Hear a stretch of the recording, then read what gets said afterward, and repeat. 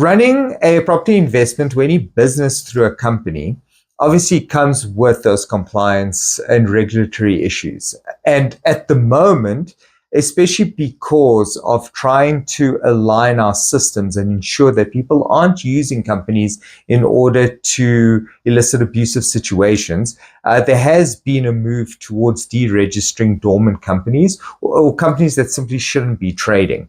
Now, as a practitioner myself that provides company services, I strongly recommend that everyone make use of somebody that's familiar with corporate work and that is able to assist in ensuring the compliance, share registers, you name it, right? And that your company is properly being run. Now, there are certain situations that arise that I've noticed with many people. This isn't a new thing, but unfortunately, they own a property, they own it through the company, but they never really use the company all that much. So in the back of their mind, they might have a bank account for this company, but that's the most they ever deal with insofar as admin is concerned.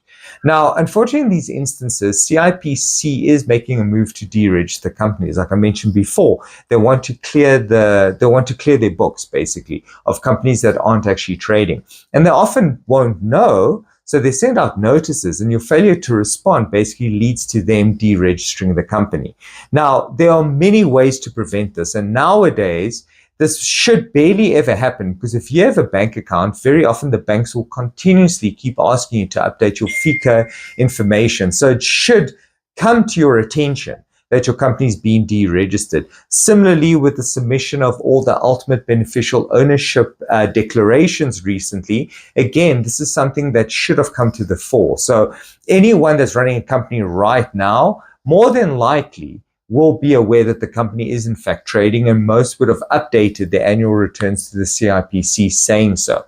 But if you happen to be one of those unfortunate few that got stuck with a deregistered company before all these UBO declarations were necessary, unfortunately, in that type of situation, remember, the company ceases to exist. So it doesn't even work as a liquidation would, it simply ceases to exist. And because it doesn't exist, the assets need to go somewhere. And where the assets go is back to the state, right? Now, the state owns this property, the state owns these assets. Now, this sounds quite dreadful, and, now I can see everyone stricken in panic. But it does.